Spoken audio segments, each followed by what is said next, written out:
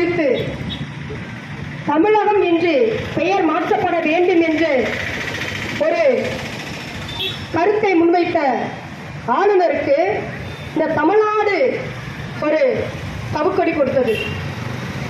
நாட்டிலே ஒரு நாடு என்றால் ஒரு நாடு அப்படின்னு மாதிரி பல்வேறு மாநிலங்கள் சேர்ந்து ஒரு நாடு அப்படின்னு மாதிரி இருக்கும்.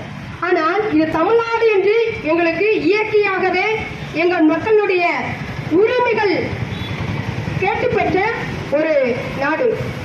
அதை சீரழிக்க வேண்டும் என்று ஆளுநர் ரவி அவர்கள் திட்டமிட்டுள்ளார். அவருடைய இது படிக்கவில்லை.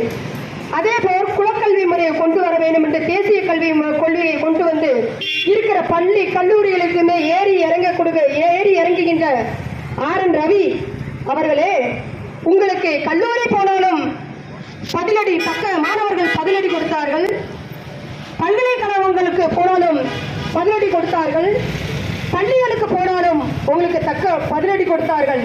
இங்கு மக்களுக்காக போராடுகிற நாங்கள் உங்களுக்கு அதற்கு மேலாக பதிலடி கொடுத்து வருகிறோம். இது மட்டுமல்லாமல் இந்த ஒன்றிய அரசு இந்த இன்னொரு இதை கொண்டு வந்தாங்க. எதுன்னு கேட்டா, ஒரு சட்டம் அந்தந்த மாநிலத்தினுடைய மொழிகள்ல இருக்கணும், இல்ல ஆங்கிலத்தில் இருக்கணும், இல்லைன்னா ஹிந்தியில இருக்கணும்.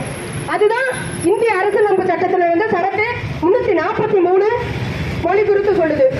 ஆனால் இவர்கள் புதிய சட்டம் என்ற பெயரில் பாரதிய நியாய சங்கீதா, பாரதிய நியாய சுரக்ஷா சங்கீதா, பாரதிய சாட்சி அதிநியம் சொல்லி ஒரு சமஸ்கிருதத்தில் பெயரை கொண்டு வந்தது மட்டுமல்லாமல் அங்கு உள்ள சட்ட பிரிவுகளை மிகவும் கடுமையாக்கி மக்களை எல்லாமே குற்றவாளியாக்கி கூட்டத்தில் நிற்க வைக்கிறது இந்த ஒன்றிய அரசு. அதற்கும் நாங்கள் பல்வேறு போராட்டங்களை முன்னெடுத்து வந்திருக்கிறோம். இது மட்டுமல்லாமல் இப்படி